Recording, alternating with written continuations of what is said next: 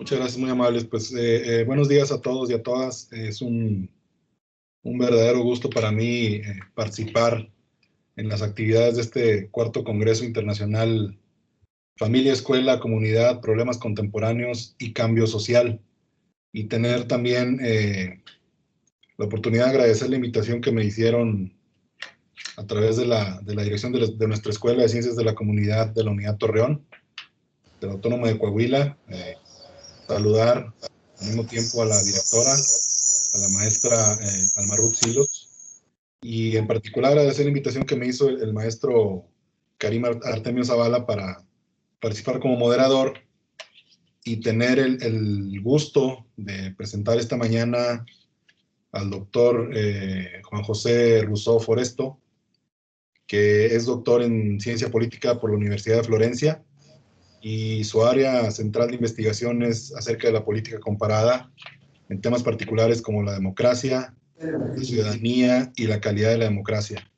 Nuestro invitado de esta mañana ha impartido clases y realizado estancias de investigación en la Universidad de Chicago y en la Universidad de Northeastern Illinois, también en el Centro de Estudios Avanzados de la Universidad Nacional de Córdoba en Argentina, la Universidad Luis Guido Carli en Roma y las Universidades Autónoma de Barcelona y Complutense de Madrid.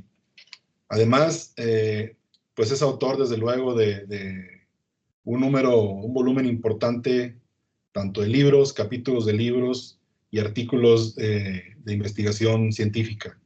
Asimismo, es director de la revista Euro-Latinoamericana de Estudios Sociales y Políticos. Es también coordinador del doctorado en Ciencias Sociales de la Universidad de Guanajuato, institución a la cual se encuentra adscrito en el Campus León, en el área de la División de Ciencias Sociales y Humanidades, y tiene el reconocimiento como investigador nacional nivel 3 del Sistema Nacional de Investigadores. Entonces, es un gusto, es un honor para mí poder presentarlo esta mañana y cederle el uso de la palabra. Decirles también que vamos a darle al doctor Russo más o menos una hora para que nos Igualdades y Libertades en Épocas de Pandemia. Bienvenido, doctor, a la Universidad Autónoma de Coahuila. Muchas gracias. Es un gusto estar acá. Y en primer lugar, bueno, quiero agradecer. No sé si se escucha eco. Tengo la impresión de que hay un retorno en el sonido. Sí, hay un poco de retorno, doctor. Ya parece que quedó bien. Quizás lo que conviene, claro, que todos apaguemos el micrófono para que el sonido. No sé, ahí. Todavía Sí, doctor Juan José, ¿no tendrá audífonos que puedan evitarnos el retorno?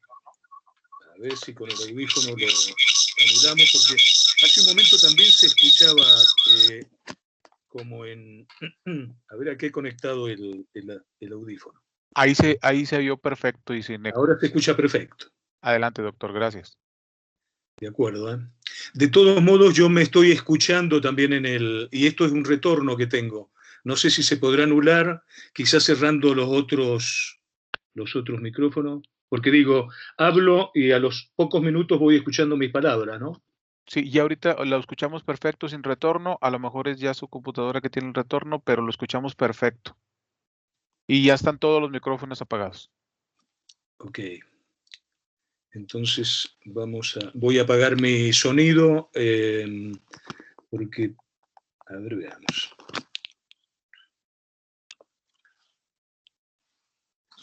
Ahí se escucha bien, ¿verdad? Perfecto, doctor, adelante. Un segundo. Bueno, en primer lugar quiero agradecer, creo que a las autoridades de la Universidad de Coahuila, a los organizadores,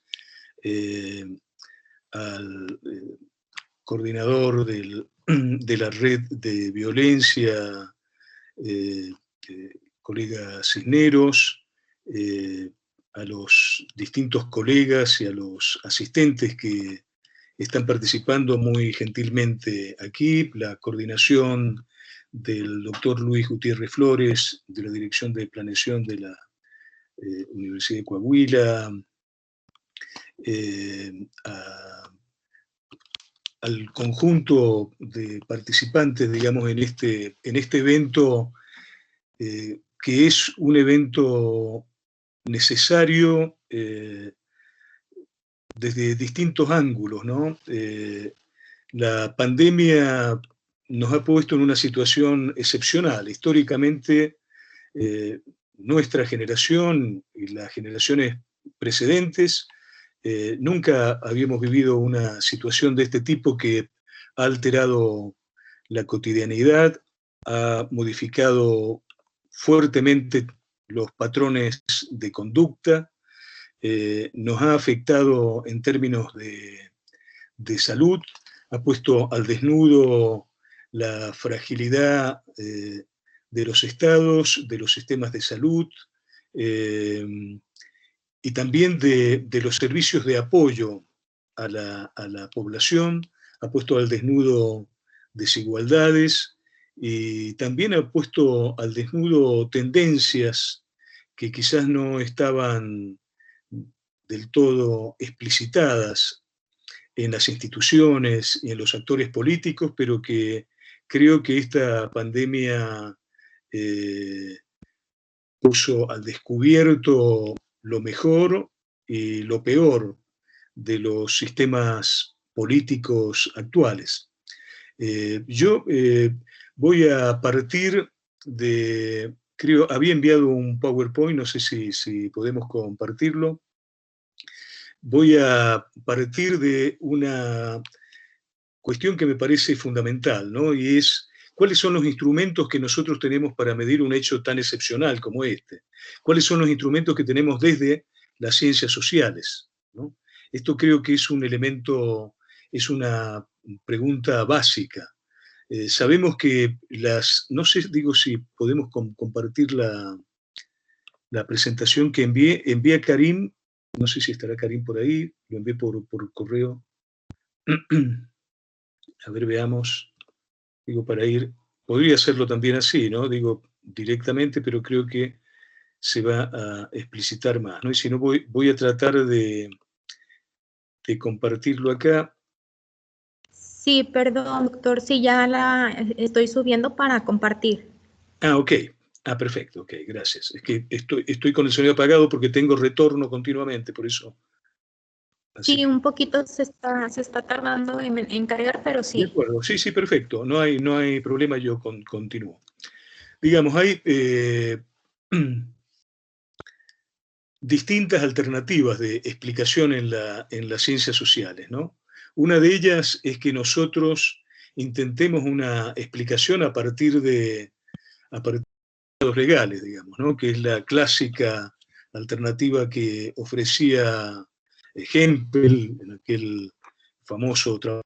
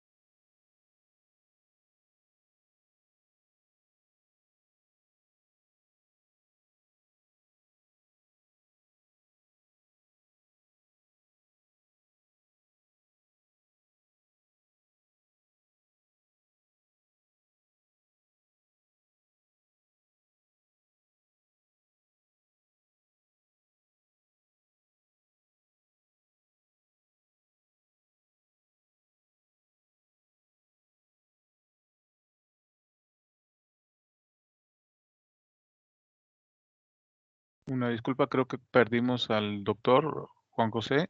Sí, creo que tuvo un corte en su comunicación. Esperaremos un minuto a que se conecte.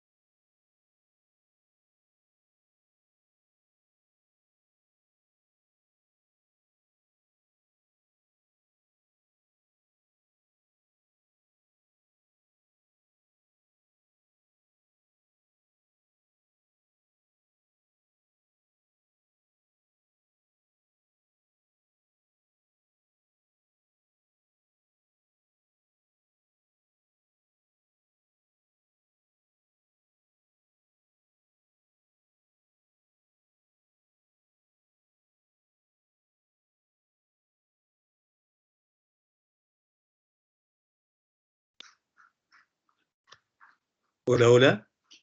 ¿Ahí estamos comunicados? Sí, adelante, doctor. Sí, disculpen, es que se fue la luz. Una cosa increíble porque estaba tratando ya de enganchar con el celular, pero se cortó la luz. Son estas cosas, la experiencia en pandemia, digamos. Nadie, digamos, del sistema de electricidad sabe que en este momento se está impartiendo una conferencia o que está funcionando un congreso en red. Así que una disculpa, pero bueno, ha sido un hecho totalmente involuntario. Como les comentaba, o sea, hay un primer tipo de explicación que tiene que ver con la explicación homológico-deductiva, que fue la que implementó, la que formuló de modo muy lógico Carl Hempel en un conocidísimo trabajo muy paradigmático de ese modelo, que tenía que ver con la conexión entre la predicción y la explicación. Es decir, si nosotros sabemos que un metal lo colocamos en el fuego y ese metal se dilata, porque el calor dilata los metales, entonces podemos predecir que si mañana a tal hora ponemos el metal en el calor, el metal se va a dilatar. Y al mismo tiempo podemos explicar, porque decimos, bueno, la dilatación de un determinado cuerpo se debe a que, en este caso el metal, se debe a que se sometió al calor. Entonces, la explicación y la predicción en el modelo no homológico deductivo son procesos que están totalmente conectados.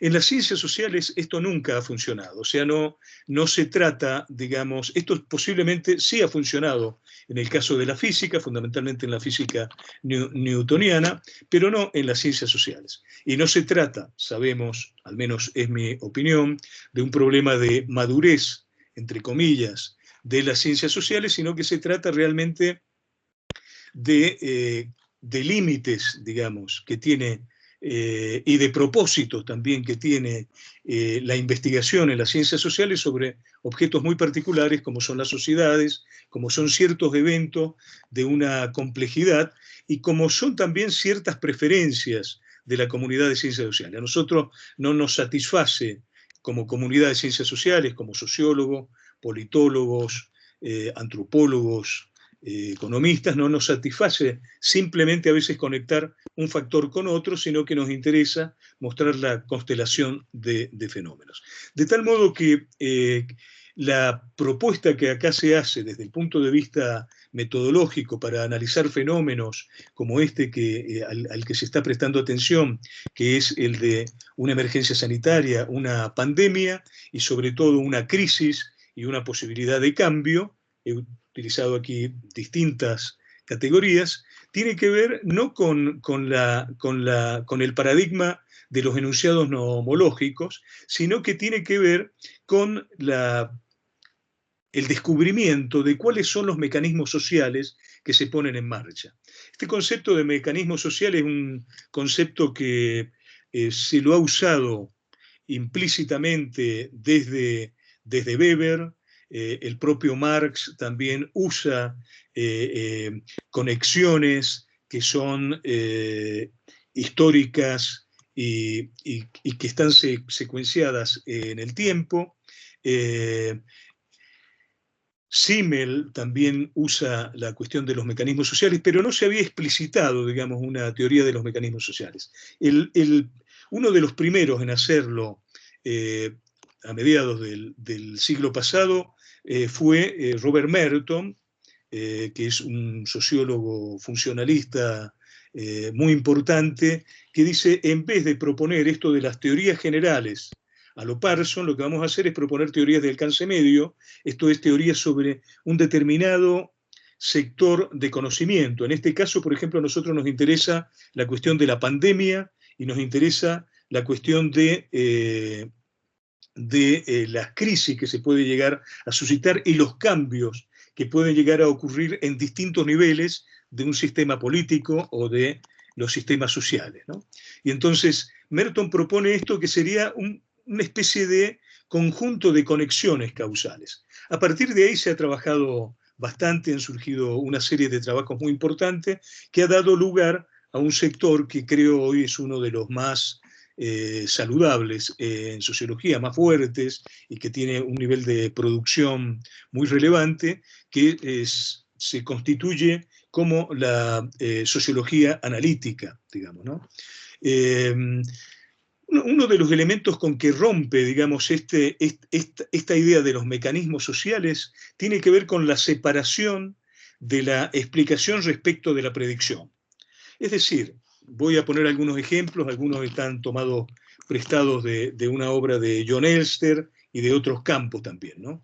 Por ejemplo, un chico que es criado, una chica que es criada en una familia con situaciones de violencia, que es uno de los temas, digo, que se trata en este congreso sobre familia, ¿no? El tema de la violencia, que hoy es algo muy, muy expandido en el ámbito del mundo de la familia, digamos, ¿no? Un chico o una chica que crece en un mundo de violencia, digamos, donde padre, madre, hermanos y demás constituyen allí, digamos, generadores de situaciones de violencia. ¿Cómo será en el futuro? ¿Será un chico que también reproduce esa violencia? O por el contrario, porque la teoría nos dice dos cosas. Si Juan o Esther surgió de una situación de violencia y es violenta, esto se explica fundamentalmente porque viene de un ambiente de mucha violencia. Pero también puede ocurrir lo contrario. Puede ocurrir que Juan o Esther son súper pacíficos y tienen además una fobia con la violencia. Tienen un fuerte rechazo a la violencia. Se quedan pasmados frente a la violencia y son incapaces de cualquier conducta, incluso hasta de defenderse. Las dos conductas de Esther y Juan tendrían una misma explicación. Y es que puede generar una situación de reproducción de la violencia o por el contrario puede generar una situación de rechazo. Lo mismo pasa con el alcoholismo. El alcohólico puede provenir de una familia de alcohólicos o puede ser abstemio. Las dos conductas, la de ser abstemio o la de ser alcohólico, provienen de la misma, del mismo ambiente y se explican del mismo modo. Fíjense que acá yo estoy explicando tanto la conducta de Esther como la conducta de Juan, pero no estoy prediciendo. Es decir, cuando me encuentro con una familia en donde hay frecuencia de violencia o una familia, por ejemplo, de alcohólicos, no puedo predecir claramente qué es lo que va a pasar con el comportamiento de Esther ni con el comportamiento de Juan. Esto es una de las cuestiones de separación. Fíjense que es un tipo de enunciado, es un tipo de conocimiento muy diferente al de los metales se dilatan cuando son sometidos a calor. Es decir, acá no hay una relación unívoca. Hay un texto de una bióloga que muestra que, por ejemplo, uno puede plantar un gladiolo, una planta, digamos, y bueno, esta planta requiere condiciones de fertilidad, pero al mismo tiempo el abono quizás tiene una temperatura más alta de la que corresponde, y entonces se plantan 10 gladiolos. Estos 10 gladiolos, algunos van a sobrevivir por las condiciones de fertilidad de la tierra, y otros se van a secar porque el abono estaba más caliente de lo que tenía que estar y esto lo había quemado la planta. Es el mismo fenómeno, pero que da dos resultados distintos. Estos son solamente dos ejemplos, digo, para mostrar la separación entre predicción y explicación que creo que es necesario cuando hoy se intenta mostrar claramente cuáles son los efectos de la pandemia. Para ir a un efecto, ir a un caso muy reciente y del campo de la política. Cuando fueron las elecciones de Estados Unidos, antes de las elecciones de Estados Unidos y antes de la pandemia, la situación en Estados Unidos era de un crecimiento económico bastante fuerte. Y las encuestas mostraban claramente que Donald Trump iba a ser reelegido como presidente de Estados Unidos. Apareció un fenómeno nuevo, que fue la pandemia. Esto podría haber ocasionado dos tipos de respuestas por parte del electorado y generó incertidumbre. Los actores políticos, en este caso el candidato Biden y el candidato Trump, adoptaron estrategias que tenían que ver con la pandemia y que tenían que ver con las elecciones. Los resultados eran inciertos. Las encuestas empezaron a mostrar ciertos resultados de una ventaja bastante fuerte, bastante abrumadora por parte de Biden. Y el resultado fue bastante cercano en realidad, ¿no? 70, 75 versus 75 millones de electores. O sea, un resultado bastante cabeza a cabeza, digamos, ¿no? Bastante parejo. Estas son, digamos, cuestiones que no se podían llegar a predecir. Hoy nosotros podríamos explicar por qué se dio este tipo de resultado. En ese momento, digamos, era algo que no se podía hacer. Si podemos pasar a la siguiente diapositiva.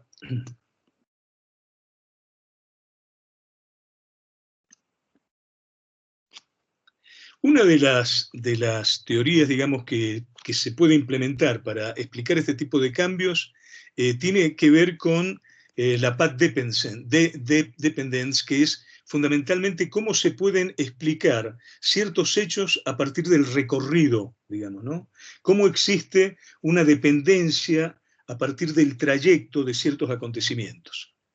Yo aquí he puesto un solo autor, Mahoney, que es un autor muy contemporáneo, pero se pueden colocar, digo, muchos fundamentalmente que derivan de la teoría institucionalista y que parte de tres elementos fundamentales que creo que son importantes y en donde tiene que ver con este ejemplo que mostraba recientemente sobre las elecciones, por ejemplo, en Estados Unidos, ¿no? Uno es que la historia importa, es decir, los acontecimientos anteriores van condicionando fuertemente lo que después va a pasar en el futuro. No es que hay desligamientos y que las condiciones iniciales, esto es, pequeños detalles, una decisión, por ejemplo, puede tener un impacto causal de envergadura bastante fuerte. O sea, las decisiones pueden ser en momentos coyunturales muy importantes, pueden ser muy relevantes a la hora de producir cambios o de producir el mantenimiento de situaciones, ¿no? Entonces, esto creo que es muy importante tomarlo en cuenta cuando nosotros analizamos una situación como la que actualmente se está explorando. La siguiente, por favor. La siguiente diapositiva. En la pandemia yo creo que hay que distinguir analíticamente cuatro situaciones, cuatro etapas, digamos, ¿no? Una es la de la propia emergencia sanitaria, otra es la crisis, o las crisis que puede llegar a producir la emergencia, otra es la situación de recuperación y otra la de reformas. La emergencia fundamentalmente tiene que ver con una situación catástrofe. Hay un hecho que es imprevisto, que de pronto aparece y que genera un conjunto de reacciones inmediatas a esta catástrofe. Es como cuando viene un ciclón, es algo que no se puede parar, ¿no? Cuando se anunció que se estaba expandiendo el virus, que había llegado en Europa, y cuando la OMS lo declaró pandemia, esto se transformó en un ciclón. Sabíamos que va a venir y sabíamos que no se podía parar. Entonces, lo primero que hay que hacer ahí es un conjunto de recaudos, que tienen que ver fundamentalmente con el equipamiento del sistema sanitario, que tuvieron que ver con la información actualizada a la población, con los recaudos que había que tomar. Por ejemplo, en el caso de México se emitió muy tempranamente, apenas se declaró esta emergencia, hubo el 31 de marzo del 2020, apareció ya en el boletín oficial el siguiente comunicado, ¿no? Que el Consejo de Salubridad General del Gobierno de México acordó medidas extraordinarias para todo el territorio nacional, entre las que se destacan la suspensión inmediata del 30 de marzo al 30 de abril de 2020 de actividades no esenciales en los sectores público, privado y social, con la finalidad de mitigar la dispersión y transmisión del virus SARS-CoV-2. Es decir, esto pasó en todos lados, digamos. Son las medidas defensivas que tienen que ver con un fenómeno claro que es el de la emergencia, el del vigor de esta emergencia, digamos, ¿no? A ver, no sé si ahí se sigue viendo la diapositiva que habíamos puesto. ¿Se sigue viendo, digo, la diapositiva? Ok.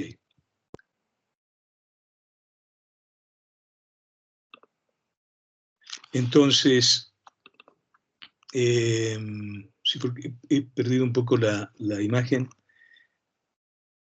A ver, ahí están todos.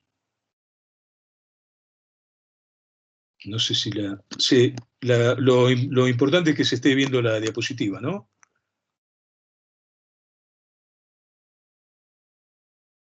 Entonces, esto, digamos, una de las primeras etapas tiene que ver con esta cuestión de la emergencia, ¿no? Es lo que se conoce también como catástrofe, ¿no? Cuando ocurren ciertos factores que no se pueden llegar a evitar. Lo otro, esto de la emergencia implica una cuestión fundamental, y acá los gobiernos empezaron a separarse, digamos, ¿no? Lo primero es cuánto se va a autorregular la población.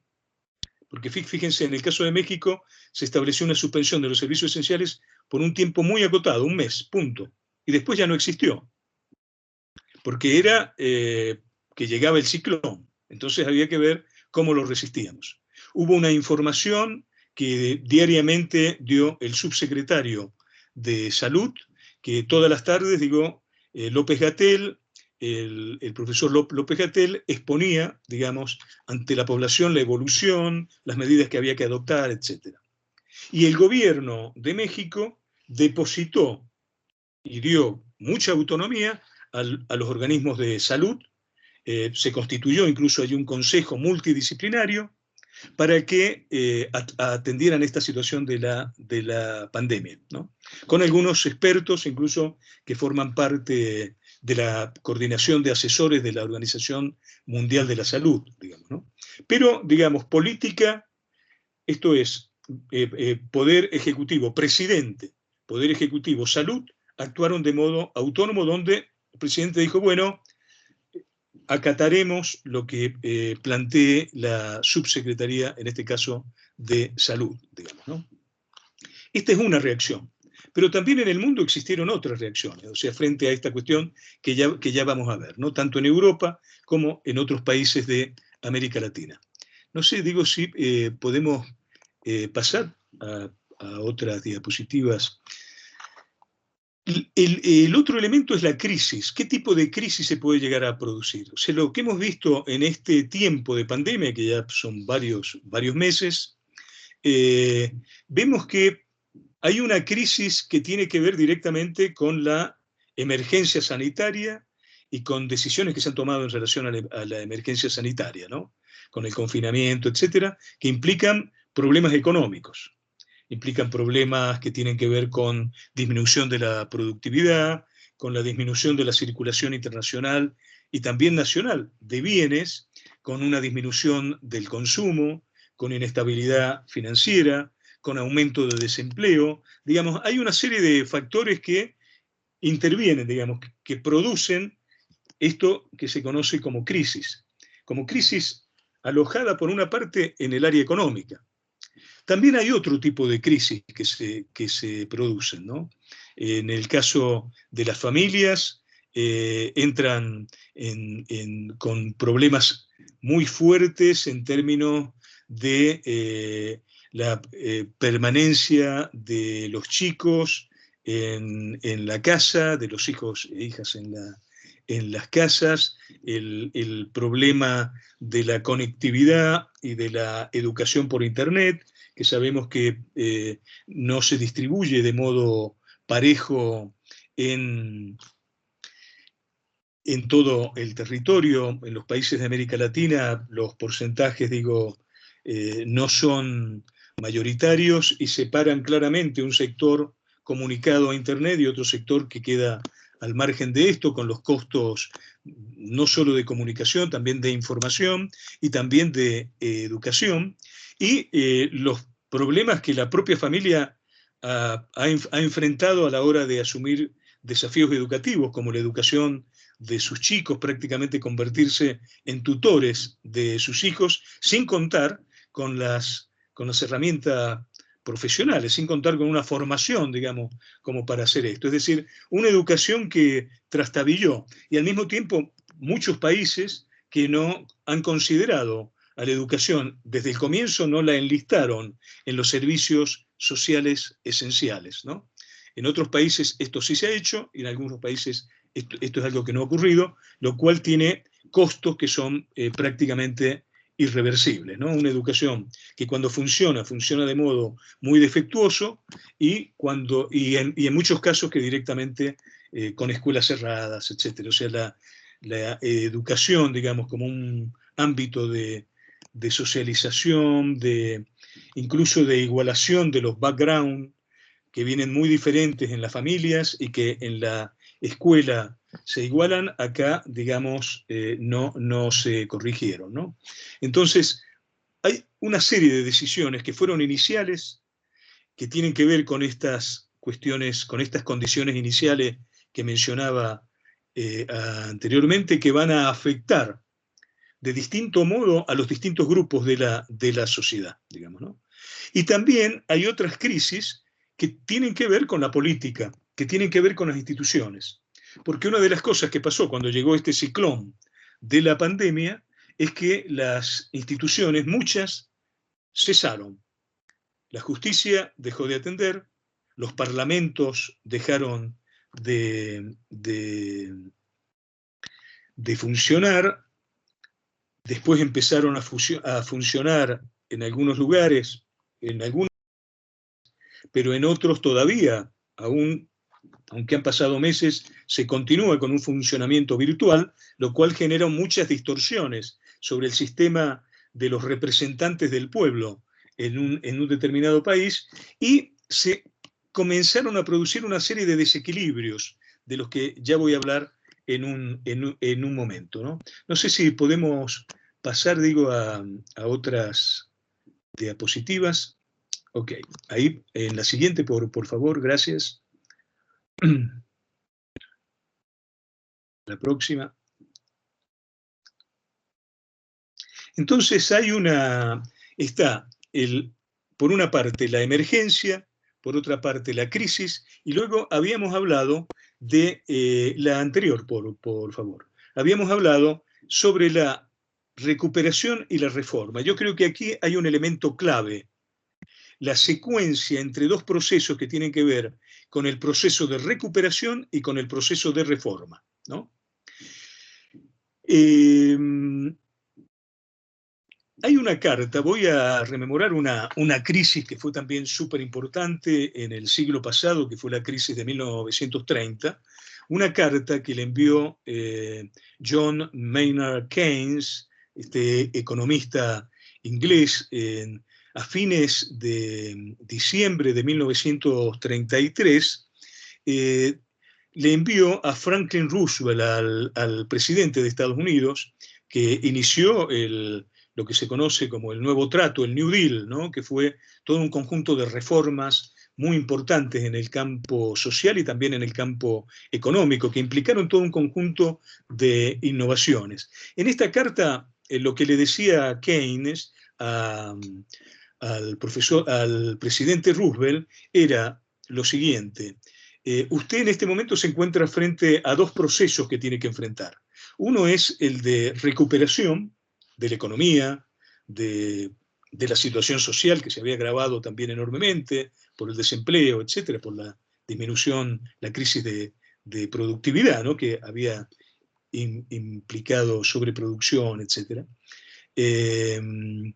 Y por otra parte, la reforma. ¿Cuáles son las instituciones, las políticas que tiene que modificar?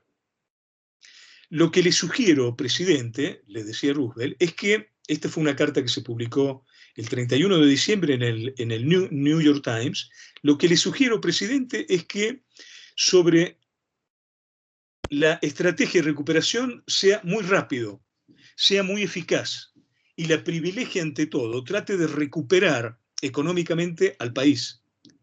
Y con la reforma, tiene que tener cuidado con las reformas que hagan. Son muy estratégicas e impactan el futuro. Entonces, primero gane la legitimidad a partir de la recuperación, y una vez que tenga la recuperación, avance sobre la situación de reformas, sobre las reformas que va a hacer.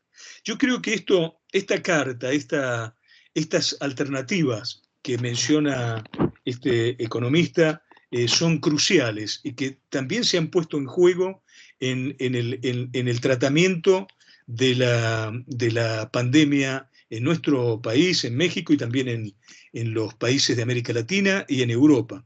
Y vamos a ver que hay distintos tipos de resultados.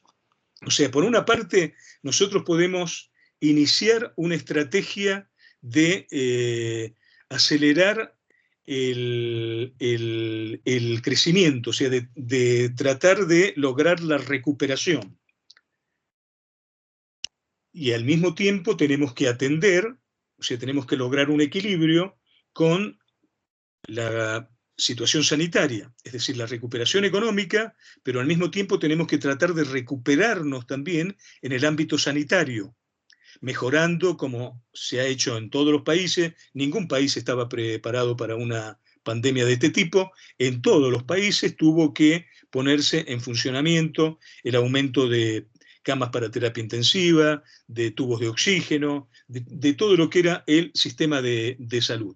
Y de dar incluso apoyos sociales. En algunos países han dado más apoyo, en otros menos apoyo, pero en todos han dado apoyos, digamos, a los sectores más vulnerables frente a la situación de desempleo, etc. La cuestión a la que se han enfrentado los gobiernos es: ¿adopto ya algunas reformas que están en agenda o me dedico a la recuperación? Esto se ha dado a través de distintos tipos de mecanismos. Un mecanismo ha privilegiado la reforma. Algunos países han privilegiado la reforma, como es el caso, por ejemplo, de Argentina.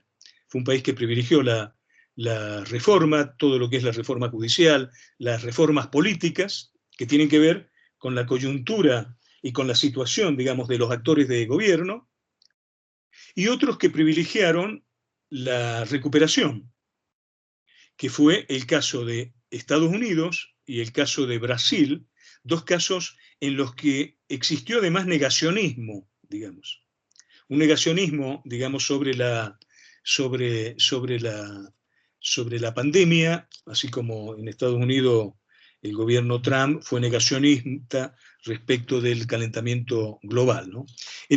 Tanto en el caso de Brasil como en el caso de Estados Unidos, lo que vamos a ver es que estas decisiones que toman los gobiernos son compensadas por mecanismos de equilibrio, digamos, por parte de los gobernadores. O sea, los sistemas federales allí actuaron como resortes para evitar lo que podría haber sido una catástrofe todavía peor que la que se produjo, digamos, ¿no? La resistencia de los gobernadores, el peso de lo federal y el peso de las instituciones. El peso de las instituciones ha sido bastante fuerte. Algunos casos, como Argentina, estos desequilibrios se han ido profundizando cada vez más. Y en otros casos, como el de México, se buscó el equilibrio. Es decir, López Obrador tiene una primera instancia donde existe cierta subestimación de los efectos de la pandemia, pero rápidamente, creo, toma conciencia que el problema era bastante serio, separa el problema de solución de la pandemia con el organismo de salud, con lo cual no politiza el tema de la pandemia. Él no aparece hablando de la pandemia cada día o cada vez que hay que dar un mensaje, lo deriva directamente y él se ocupa de lo que era la agenda. Fíjense una cosa muy interesante acá. Uno podría decir, bueno, la pandemia produjo cambios, ¿no? Es lo que uno esperaría. Frente a una situación tan fuerte y de cambio tan profundo en los hábitos, en la situación laboral, en la situación de las familias, en la educación, etc., uno hubiera esperado que los gobiernos cambiaran también, cambiaran su agenda fuertemente. Y en realidad, cuando uno analiza, por ejemplo, este tipo de efectos, desde el punto de vista de cuánto cambiaron los gobiernos, vemos que todos han tenido una rigidez extraordinaria. Los 4 casos que he mencionado, el caso de Argentina, el caso de Brasil, el caso de México y el caso de Estados Unidos, todos mantuvieron la agenda inicial que tenían. Es decir, en realidad la pandemia operó como un elemento de estabilización de las decisiones que previamente a la pandemia ya habían adoptado los presidentes, e incluso en algunos casos se vio como una oportunidad de capitalizar la pandemia como un hecho político para lograr ventajas. Y lo vemos en algunos casos todavía más extremos. En algunos casos, por ejemplo, el famoso caso de Hungría con Viktor Orbán, vemos que Orbán directamente lo que hizo fue atribuirse todos los poderes, el Parlamento le concedió todos los poderes por tiempo indeterminado. Es decir, prácticamente el Parlamento quedó anulado durante un largo tiempo. La democracia, que ya venía bastante mal en el caso de Hungría, hay algunos trabajos que nosotros hemos publicado en la revista Euro Latinoamericana de Estudios Políticos y Sociales, en RELAS, en donde esto se muestra claramente. Los 2 casos en Europa, uno que ya entró en un orden autoritario, el de Orbán, que él se define como una democracia iliberal, y el iliberalismo es incompatible, el iliberalismo político es incompatible con la democracia, ¿no? Él se definió como democracia iliberal, comenzaron problemas con los medios de comunicación, censura, críticas a los medios de comunicación son los enemigos, con la justicia, cooptó toda la justicia, reformó la justicia y la colonizó a las instituciones de la justicia. Se fue quedando con el conjunto de las instituciones, aduciendo que los adversarios eran prácticamente enemigos de Hungría, más vinculados con la Unión Europea, con el liberalismo de la Unión Europea, que con las raíces legítimas de Hungría. Y la democracia húngara prácticamente se desplomó. De hecho, es muy posible que ahora actualmente hay un conflicto bastante fuerte entre la Unión Europea y países como Hungría y Polonia. Polonia también entró en una política iliberal, muy conservadora, con sanciones muy fuertes, por ejemplo, a los homosexuales, con prohibición de los matrimonios homosexuales, con leyes recientes muy regresivas respecto del aborto, que incluso no se aceptan ni en casos de violación. Digo, una conducta xenófoba fuertemente anti-inmigración. Entonces, digo, también la democracia allí se desplomó, y son 2 países que están a punto de ser sancionados. Es decir, la Unión Europea no les va a dar la contribución por haberse alejado, digamos, porque es un acuerdo de pertenecer a las democracias, ¿no? A las liberal democracias de masas, como los definimos en ciencia política, digamos, ¿no? Entonces, digo, estos son cambios que se produjeron. Es decir, acá la pandemia fue aprovechada prácticamente como una oportunidad, ¿no? uno puede imaginar que los efectos, algunos dicen, bueno, mira, realmente en algunos casos la pandemia ha operado como un simple stop. Se detuvieron las actividades de las instituciones, pero el proceso político siguió. Si uno piensa, por ejemplo, en el caso de Chile, antes de la pandemia, existían todo un movimiento de protestas y de presiones sociales y políticas desde el conjunto de la sociedad para que la Constitución se reformara, para que Chile pudiera avanzar fundamentalmente en la construcción de instituciones sociales que favorecieran la ciudadanía. Con instituciones educativas, por ejemplo, que fueran gratuitas y que no fueran de las más caras que hay como existe actualmente, algunas más caras todavía que las de Estados Unidos. Que se dejara de dar ese contributo al ejército chileno, que convierte a las Fuerzas Armadas chilenas en las mejor armadas de América Latina y no se sabe para qué, digamos. Toda esta herencia de la Constitución pinochetista, digamos, hoy está en cuestionamiento. Vino la pandemia, se suspendió, la sociedad se encerró, pero al poco tiempo apareció cierta fatiga y nuevamente estos movimientos sociales volvieron a emerger, se llevó a cabo un plebiscito y el plebiscito volvió a empujar en sentido del cambio, con muchas cláusulas que, bueno, no es el momento de tratar acá, ¿no? Acá, ese es un tipo de situación. Por favor, si podemos volver al anterior, porque justamente estaba explicando. Ahí está, muchas gracias. En otros casos vemos que se aceleraron procesos. Hubo un efecto catalítico, ¿no? Que es el caso que acabo de mencionar de Hungría, es el caso que he mencionado de Polonia. Y en otros casos se retrasaron algunos procesos económicos, etcétera. Posiblemente es el caso de México, donde las dificultades económicas crecieron, ha habido acciones de restricción, de ahorro, de no endeudamiento. Digo, México es uno de los pocos países latinoamericanos en donde la deuda, a pesar de haber recibido una deuda realmente gigantesca de billones de dólares, durante este tiempo no se ha acrecentado, digo, esa deuda, ¿no? Y en otras se produjeron cambios. Uno de estos cambios, por ejemplo, el cambio electoral que mencionaba recién en Estados Unidos. Pero en general, esto es interesante, los gobiernos mantuvieron su agenda.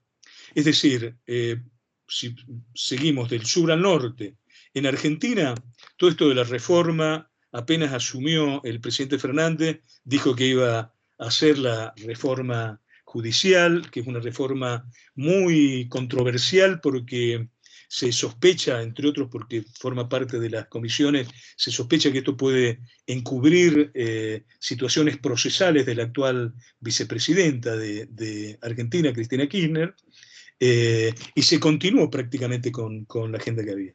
Resolver el tema de la deuda, etc.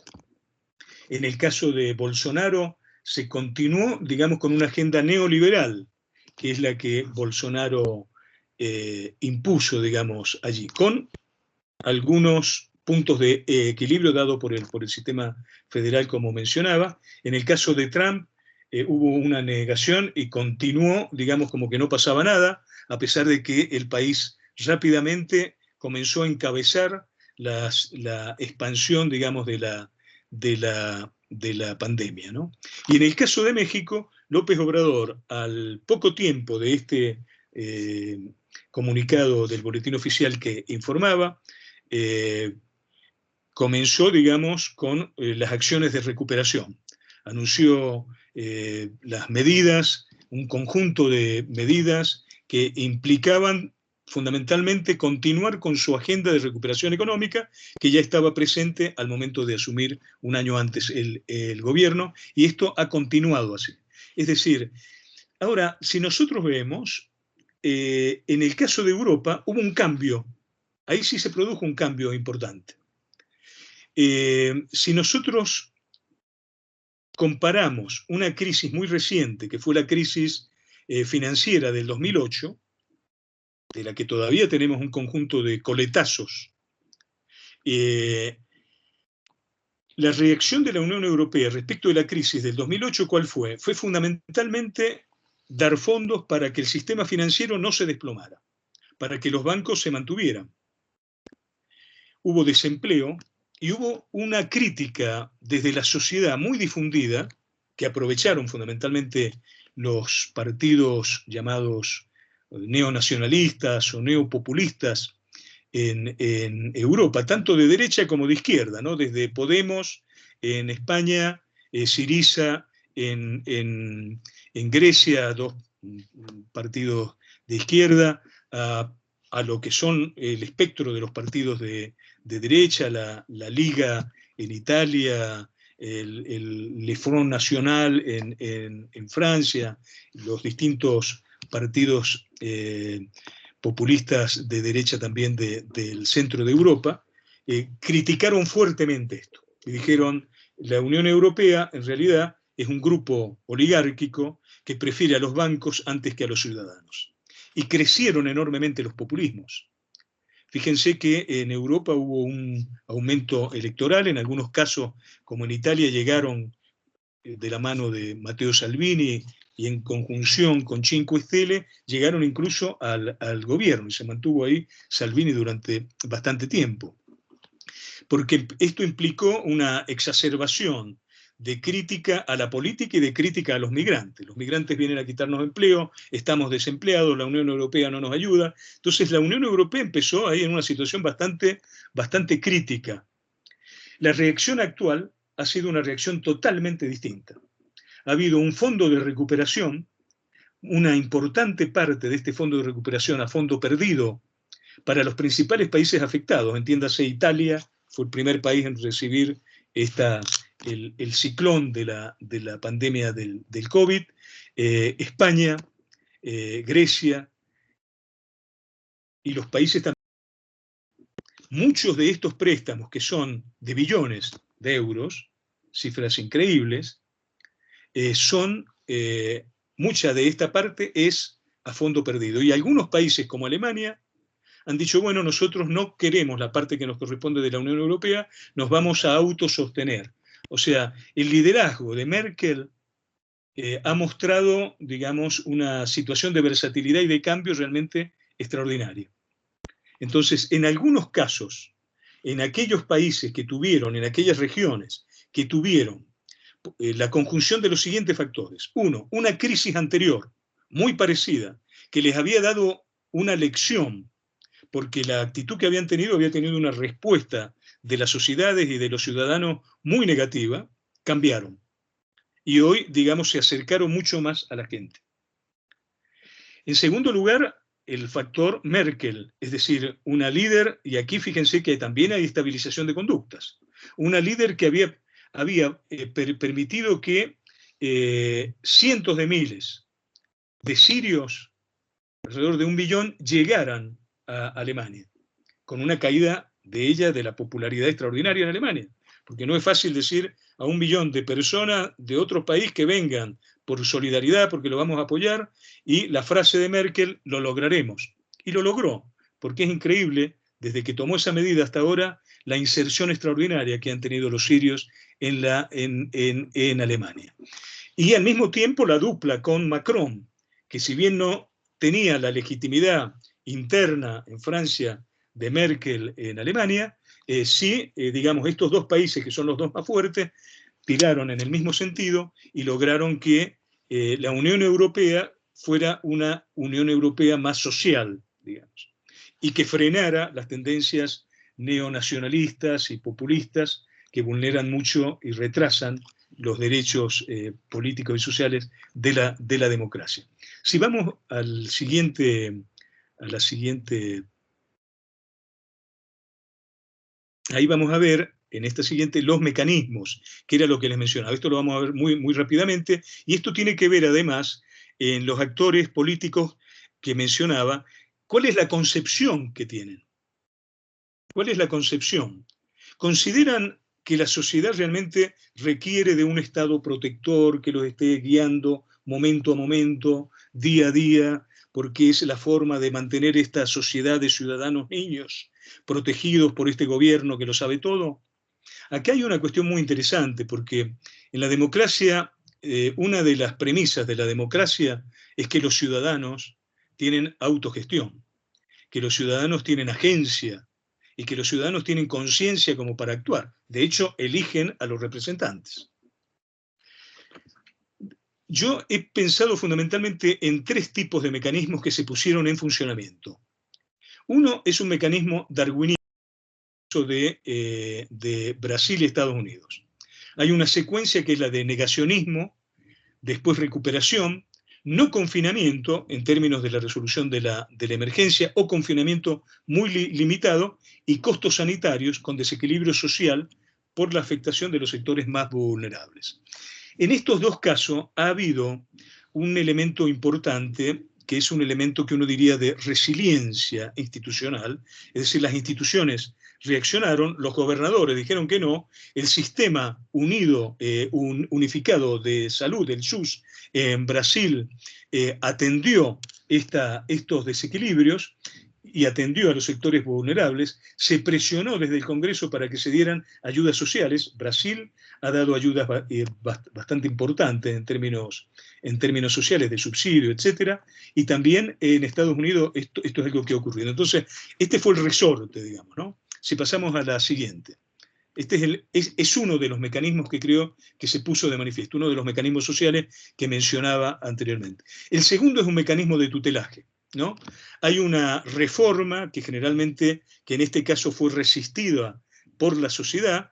En el caso de Argentina, la reforma judicial llevó a las movilizaciones en todo el país de sectores de la población, de rechazo, porque se veía que esta reforma, digamos, en medio de una situación de emergencia sanitaria, en donde esto se supone que no es lo más importante, aparecieron con, digamos, con críticas, con resistencia, digamos, ¿no? Al mismo tiempo, el confinamiento, al poner primero la reforma y después la recuperación, ¿por qué no se puso primero la recuperación? El propio gobierno declara que no hay un plan de gobierno, pero sí hay un plan político muy claro de plantear reformas que tienen que ver fundamentalmente con el sistema de justicia, digamos, ¿no?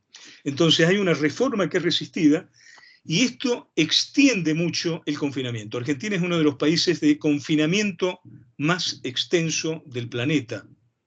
Así como en México duró, y de modo imperfecto, muy poco, en ese mes, porque yo recuerdo al presidente López Obrador diciendo, bueno, yo confío en esta población, lo acaba de decir en su mensaje al grupo de los 20, confío en la población mexicana, confío que son adultos, sé que son una población inteligente y saben que tienen que usar barbijo, tomar la distancia y no participar en reuniones innecesarias, etcétera. Ya saben cuáles son los principales elementos de prevención del COVID, digamos, donde se depositó toda la confianza en la ciudadanía. En el caso de Argentina, esto es algo que no ocurrió. O sea, hasta muy recientemente y con mucho tirón y afloje se empezó a liberalizar la movilidad en las provincias, y en algunas se ha llegado al extremo de que ha tenido que intervenir, como es el caso de Formosa,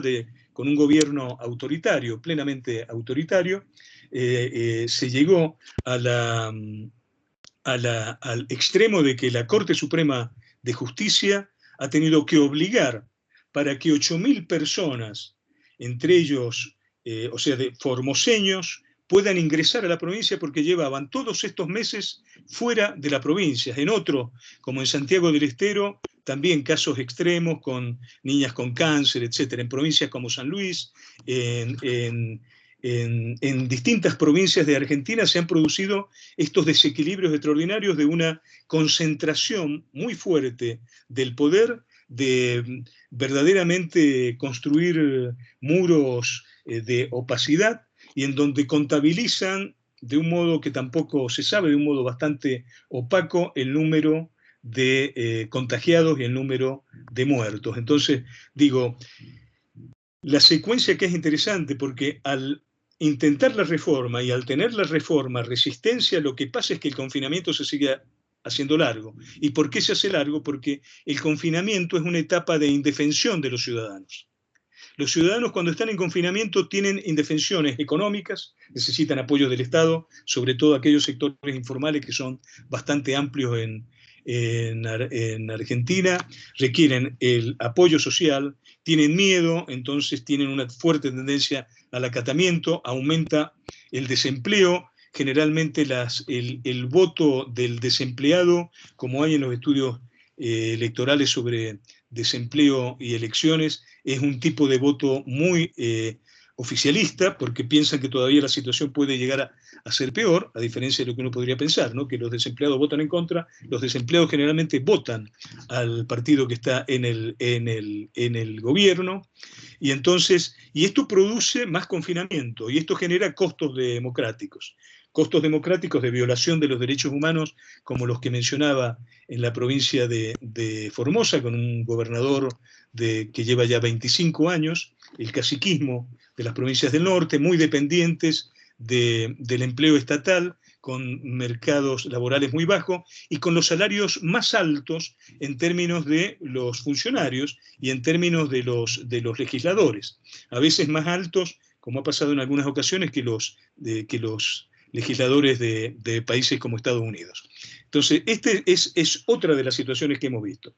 Es decir, la pandemia, desde una concepción del tutelaje, en donde la sociedad requiere de este apoyo, en un país que tiene una tradición de clases medias y que tiene una tradición de educación pública que viene desde hace muchísimas décadas, desde el 1900 y con una tradición muy importante desde el siglo XIX incluso.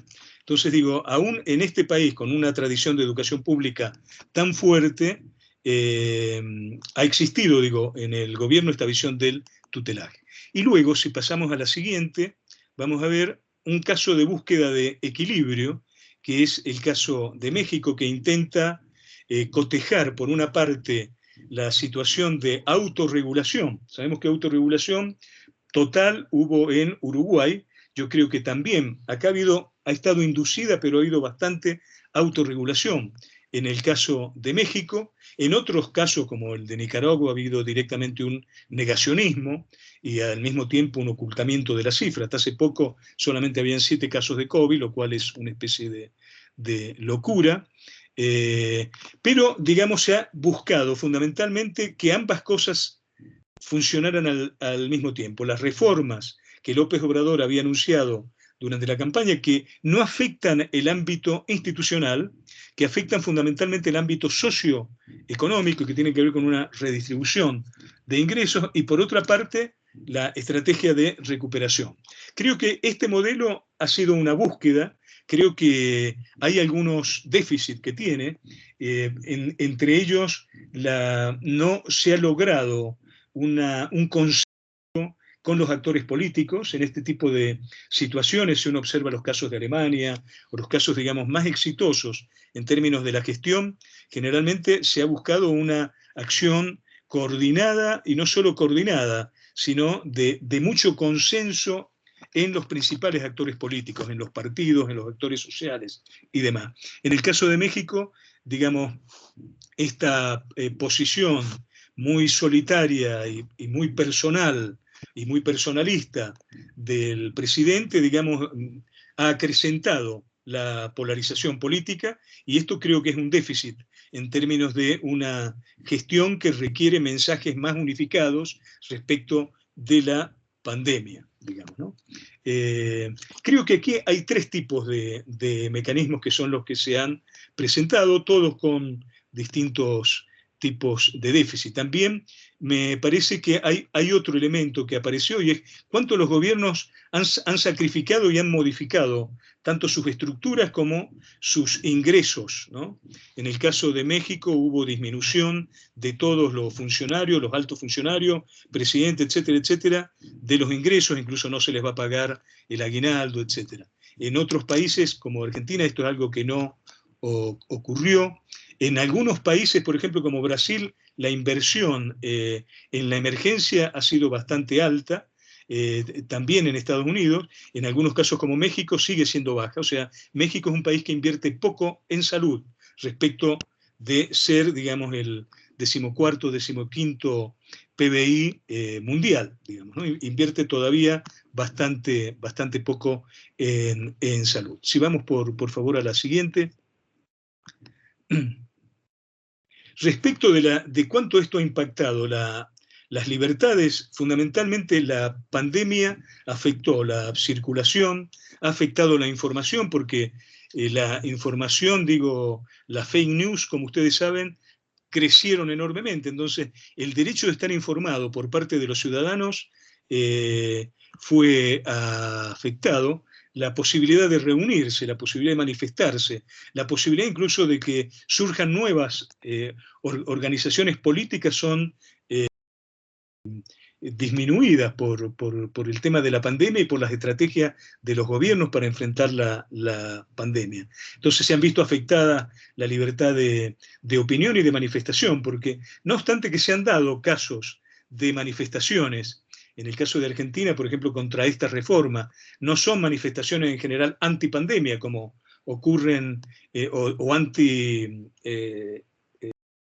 como ha ocurrido de modo bastante exclusivo en el caso alemán, pero, digamos, los gobiernos muchas veces cómo han reaccionado: cuidado que se van a contagiar, ¿no? Cuidado, entonces esto es irresponsable, con lo cual la pandemia también es tomada como herramienta política, como elemento que puede disuadir lo que son las críticas, lo que son las reuniones y las manifestaciones.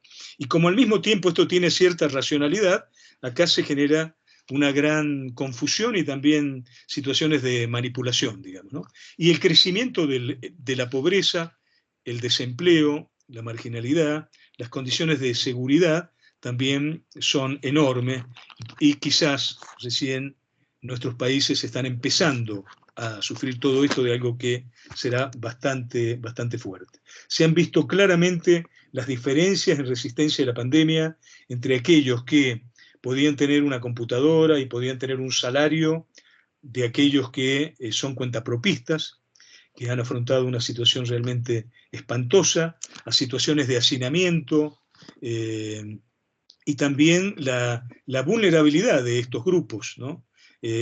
Las situaciones de hacinamiento se han vivido a lo largo de todo el continente latinoamericano, y en algunos casos con situaciones por parte de los gobiernos de una crueldad y de violación también de los derechos humanos enorme, como lo que ocurrió en la provincia de Buenos Aires, en Villa Azul, donde directamente el gobierno de la provincia de Buenos Aires en un momento los encerró a todos de sorpresa con fuerzas policiales para hacer los testeos, y estuvieron ahí días, algunos confinados, presentando situaciones de carencias alimentarias, etc. Una situación realmente espantosa. Digo, estas cosas yo creo que hay que mencionarlas porque son las cuestiones que hay que evitar en el futuro y que hay que criticar en el presente. O sea, ningún gobierno tiene derecho a actuar en nombre de la salud vulnerando las libertades. Hay gente que se ríe, dice, las libertades frente a la salud no es nada. No, las libertades son importantísimas. Las libertades son importantísimas porque, entre otras cosas, asignan responsabilidad a los ciudadanos. Y es muy importante una sociedad de ciudadanos responsables. Siempre habrá gente que vulnera, que viola las normas, etc. Esto está en el tránsito y está en gente que mata a otros, etc. Pero la mayor parte de la sociedad, en una democracia, tiene derecho a actuar y a que se le conceda la responsabilidad y la libertad como para contribuir, digamos, a mejorar una situación que es muy trágica, muy crítica para el conjunto de los ciudadanos. Y pasamos ya al final de esto, que es la siguiente, que es, digamos, cómo se tiene que plantear el futuro. Yo creo que el futuro, una de las cuestiones es que nosotros aprendamos, así como ahí está, las prevenciones de futuro. Eso ya, en cierto modo, lo hemos tratado, el modo en que algunos gobiernos se transformaron en simbióticos, prácticamente en el papá que viene a resolver el tema de la pandemia. El presidente es el papá que le habla a la sociedad para resolver el tema de la pandemia, y en donde se supone que está rodeado de un conjunto de expertos, pero después parece que escucha algunas cosas y otras no, ¿no? En algunos casos entran en colisión. El caso de Bolsonaro entraron en colisión. El caso de Trump entraron en colisión con los sectores de salud, donde en el caso de Brasil, como ustedes saben, renunciaron varios ministros de salud. En el caso de Bolsonaro, también con Fauci han tenido choques muy fuertes o decían cosas contradictorias. En el caso de Argentina, hubo un momento en que los epidemiólogos dijeron que realmente muchas de las cosas, de las decisiones que tomaba el presidente, no eran decisiones que ellos habían recomendado, y son en todos estos casos comisiones de médicos. En el caso de México es un caso distinto porque es una comisión interdisciplinaria, multidisciplinaria, donde hay expertos en epidemiología, pero también sobre efectos sociales y efectos institucionales que puede tener, digamos, una pandemia. Yo creo que las prevenciones para el futuro tienen que ver, punto uno, naturalmente, con la resolución y la mejora de lo que son los sistemas de salud. Esto naturalmente es claro, o sea, no puede volver a pasar que realmente nos encontremos con sistemas de salud tan vulnerables como los que tiene, digamos, como los que han mostrado los países nuestros de América Latina. Alemania lo pudo resolver muy bien, una porque tuvo un liderazgo ejemplar de alguien que hablaba muy claro, que fue Angela Merkel, que no politizó la pandemia, que no confinó a la población, no la confinó a la población, que le dio mucha responsabilidad, pero al mismo tiempo también tenía un Estado con unas espaldas muy anchas, con un sistema sanitario, con un número de camas de oxígeno, de sistemas de emergencia extraordinarios, y que le permitió salir. Y aunque ingrese por segunda o por tercera vez, tienen ahí un sistema de resiliencia bastante fuerte. Entonces, naturalmente, este es un punto, o sea, ver el Estado, la parte social del Estado, ¿no? El Estado es algo importante. También hay otra lección. El Estado no se puede quedar con todo, porque entonces se cae la democracia. Esta es otra lección súper importante que ha estado en discusión en países como Italia y también ha estado en discusión en nuestros países. El Estado es muy importante, pero también tenemos que, entonces hay que fortalecerlo en términos de los servicios, en términos de que apoye el desarrollo de ciudadanías, que apoye, así como hacía Keynes, ¿no? Cuando el mercado funciona mal, el Estado interviene. Pero no es que interviene para quedarse. El Estado interviene en la política keynesiana para que continúe la autorregulación. Entonces digo, hay que ver que realmente yo creo que una de las lecciones más importantes en los países latinoamericanos es que se mantengan los sistemas de equilibrio. Y hablo de los sistemas de equilibrio, los siguientes sistemas de equilibrio. En primer lugar, que el sistema federal funcione. O sea, no puede haber una centralización y una toma de decisiones desde el centro sobre el conjunto. Tiene que haber una coordinación, pero al mismo tiempo también tiene que haber una vigilancia y un control de que las libertades y los derechos de los ciudadanos se estén cumpliendo. No puede ser que el Estado diga, bueno, lo que pasa en tal estado o en tal provincia, eso es algo que no me compete porque ellos toman las decisiones. No. Se supone que el Estado federal también es garante de las libertades y de los derechos de los ciudadanos. Entonces, esto creo que es un punto de equilibrio para mantener en el futuro, digamos, sobre una ley, sobre una legislación, sobre medidas, sobre instituciones que reaccionen frente a la pandemia. Otro elemento de equilibrio, la justicia. La justicia no puede permanecer cerrada o funcionando coja, digamos, durante varios meses, porque se vulneran también muchísimos derechos. Todo lo que es la violencia doméstica. Se pueden cometer muchísimas injusticias cuando no funcionan órganos que puedan reaccionar rápidamente frente a esto. Entonces las instituciones de justicia tienen que estar presentes y tienen que ser autónomas. El Estado, y menos en situaciones de emergencia, el Estado no puede, o sea, el gobierno, el Poder Ejecutivo no puede meter la mano en la justicia. Creo que es otra lección también muy importante, porque cuando se afecta la justicia, se afectan las libertades. En tercer lugar, se tienen que mantener los equilibrios con los otros poderes del Estado. Es decir, tratar de que el Congreso esté funcionando a pleno.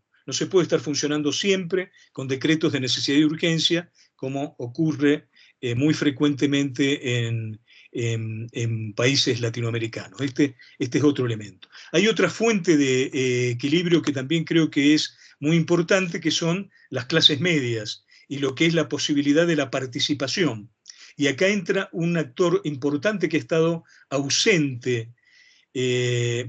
Voy a explicar en qué sentido ha estado ausente. Las universidades. Las universidades tienen que dar su opinión autónoma. Y su opinión autónoma no solamente, digo, está muy bien en varios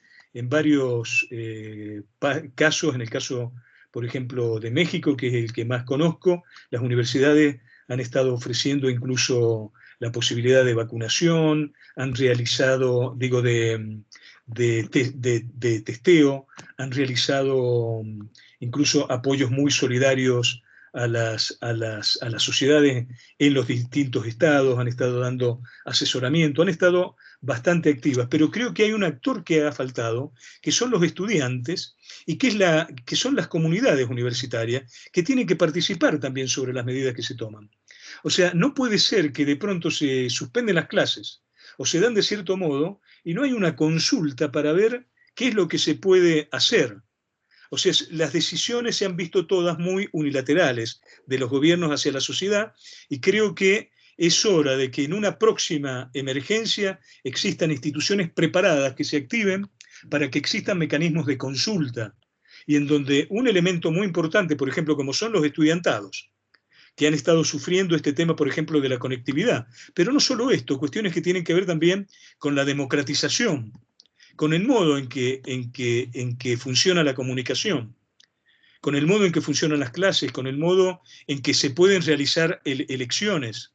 ¿Cómo se puede hacer? Porque hay algunos países que lo pueden hacer, otros que lo suspenden indefinidamente. Es decir, creo que la participación fue dejada de lado y lo único que ha existido, lógicamente, ha sido situaciones de contestación de ciudadanos que muchas veces desesperados se han ido a las calles y han, como ha pasado en el caso de Argentina, y han expresado su descontento sobre las políticas al gobierno. En otros casos esto se ha manifestado en las redes de modo desarticulado, pero creo que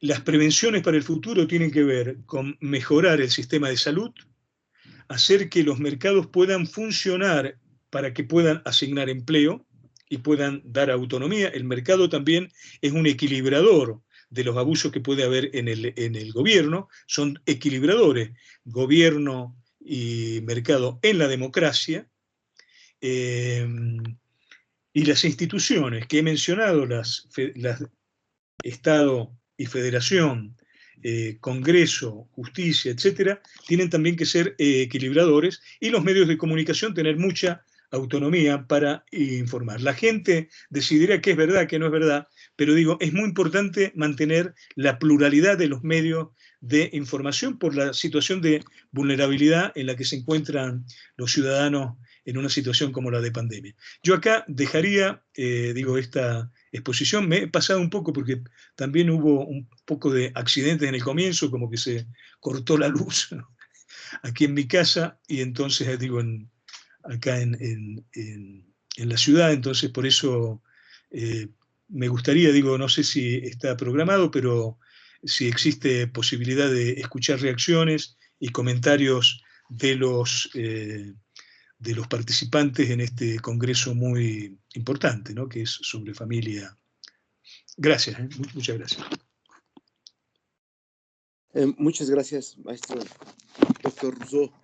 Desde luego que hay aquí preguntas que han hecho el auditorio. Una primera pregunta sería, entonces, ¿cuál es el papel que tienen los jóvenes en un futuro bajo estas condiciones que usted está planteando? Y sobre todo, preguntarnos cuál es la responsabilidad que tienen que jugar en un futuro ante una condición como la que se ha planteado en un escenario con una pandemia y una situación económica, política y social como la que estamos viviendo en un país como el nuestro. ¿Hago varias preguntas o voy haciendo una por una? Como quieran, ¿eh? O sea, yo, si quieres, respondo esto de los jóvenes, que es muy importante, ¿no? Sí, bueno. Otra más, una pregunta sería, ¿cómo explicamos la lectura estadística del número de infectados y de fallecimientos frente a lo que se cree, lo que se dice y lo que se muestra? ¿Ha capitalizado el fenómeno de la pandemia? Y si lo ha capitalizado, ¿de qué forma, ¿no? Ha sido un beneficio, un lastre para nuestra sociedad. La pandemia, una pregunta muy interesante es, ¿la pandemia le ha caído como al dedo al partido gobernante en México? ¿Qué relación entonces existe de manera más específica entre pandemia y democracia? Ahí podríamos parar, digo, porque porque son preguntas, ahí, digo, súper importantes, José Luis, digo, y voy a tratar de ser breve, digamos, ¿no? Pero digo, la de los jóvenes creo que es un actor crucial, digamos, ¿no? Hay un cambio generacional que explica cambios que se han dado recientemente, ¿no? En el caso de Estados Unidos hay un cambio, ahí hay varios cambios, ¿no? Hay también cambios en términos del predominio de distintos grupos poblacionales que empiezan a mostrar, digamos, nuevos equilibrios y que hacen más insoportable la discriminación y el racismo. Pero también ha habido un elemento muy importante que es el predominio por primera vez de la generación de los millennials, que esto no es una mera cuestión demográfica, esto implica generaciones con nuevos valores. Por ejemplo, en las encuestas que se han hecho en Estados Unidos sobre los millennials, no es que existe la idea simplemente de que hay que ser tolerante con los matrimonios de homosexuales o con la adopción de hijos por parte de los homosexuales. No, a esto gran parte de los millennials lo ven no solo como algo que hay que tolerar, sino como un bien para la sociedad, esta pluralidad y que la gente pueda ser feliz siguiendo distintas opciones. Entonces hay un cambio, a lo que me refiero con esto, hay un cambio de valoración, un cambio de valores, que es muy importante y que fue mucho más intolerante con posiciones xenofóbicas, negacionistas. Es una generación que valora mucho el ambiente, y racistas y violentas como las que encarnaba el gobierno de Donald Trump. Pero tenemos también un caso en la región, en América Latina, el caso de Bolivia, donde, digo, el presidente Evo Morales, el expresidente Evo Morales, quien había realizado una gestión muy encomiable desde el punto de vista cultural y socioeconómico, desde muchos puntos de vista, realmente un avance extraordinario. Después empezó a avanzar de las instituciones. Violó la Constitución varias veces, desde la primera vez. Después se construye, se plantea una nueva Constitución, se vulnera también esta nueva Constitución, se la manipula, después se llama a un plebiscito, el plebiscito le dice que ya no se vuelve a postular, lo mismo se vuelve a postular porque se considera la justicia que estaba muy a su favor, que era una violación de su derecho humano a ser elegido y cosas tan disparatadas como esta, hasta que los jóvenes salieron y se manifestaron. Esto es algo que se oculta bastante, porque como el presidente Evo Morales es una persona que cae muy bien, a mí, digo, yo siempre he sido un presidente que he admirado muchísimo, porque realmente produjo un cambio extraordinario en Bolivia, sobre todo de reconocimiento, ¿no? de las distintas comunidades en Bolivia. Sin embargo, se soslayó todo esto y se planteó una teoría bastante poco creíble, digamos, esto da para una conferencia aparte, de la teoría del golpe de Estado. En realidad, digamos, hubo una manifestación muy fuerte durante días en rechazo no solamente a una elección muy dudosa, donde también hay muchos elementos que muestran que hubo intervenciones con módem externos del conteo electoral, sino que al mismo tiempo, digamos, que participaron y que rechazaron lo que era un abuso del poder de un líder. Entonces, eso fue una nueva generación. Y en Perú, por ejemplo, actualmente también han habido cambios, como ustedes saben, recientemente se cayó también otro presidente, hay una situación de inestabilidad bastante fuerte en el caso de Perú, y también eso, si ustedes observan, los principales actores movilizados en las calles tienen que ver con jóvenes, que están poniendo incluso frenos a algunas arbitrariedades que sectores parlamentarios de distintos partidos en el Congreso peruano lo hacen. Y lo mismo ha pasado en Chile. Todos estos fenómenos tienen conexión. No es curioso, a veces cuando se mira desde la ideología, que no se pongan en conexión el movimiento chileno, el movimiento que hubo en Bolivia en aquel momento y que fueron contemporáneos, y por ejemplo cuestiones como la que están pasando ahora en Perú, digamos. Es decir, y en Argentina, por ejemplo, las movilizaciones que se han hecho también se muestran sectores, no solamente de esta generación millennials, sino también centennials, digamos, que se repolitizan y que ponen límites, o que pretenden poner límites a las acciones de los gobiernos. Entonces, creo que esto es una cuestión súper importante, el rol de los jóvenes, y creo que para el futuro también es muy importante el rol de los jóvenes en todo lo que tiene que ver con la política ambiental y con muchos derechos que aparecen actualmente, ¿no? Es una generación, creo, realmente de apertura. Lo otro es respecto del número de infectados, número contagiado. Yo creo que si algo queda claro a este punto es que hay una gran confusión porque se usan distintas categorías para fenómenos que se parecen pero que todavía no se conocen del todo. Yo me acuerdo, el ministro de Salud sueco, apenas arrancó todo esto, dijo, miren, que es uno de los países que utilizó la autorregulación, ¿no? Dijo, en realidad esto es una pandemia y no se puede parar, y al final del camino todos más o menos tendremos los mismos niveles de contagio. Y la verdad es que se está cumpliendo muchísimo. Hay países que han utilizado, recién colocaba dos casos extremos, Brasil o Estados Unidos y Argentina, y bueno, tienen en relación a la cantidad de habitantes niveles de contagio altísimos, niveles de muerte que siguen creciendo, etc. Pero además aquí hay otro tema, ¿cómo se contabiliza? Están los que mueren por el COVID, que es, por ejemplo, como lo calificaba Alemania. Solamente los que mueren por el COVID. Esto significa, no por enfermedades preexistentes, sino por el COVID. Y otros en donde, que era el caso italiano, donde mueren con COVID. Una persona hipertensa, una persona con una enfermedad crónica muy grave, que al mismo tiempo tiene, bueno, problemas de obesidad extremos, etc. Es decir, con una salud súper frágil. ¿De qué se murió? ¿De COVID?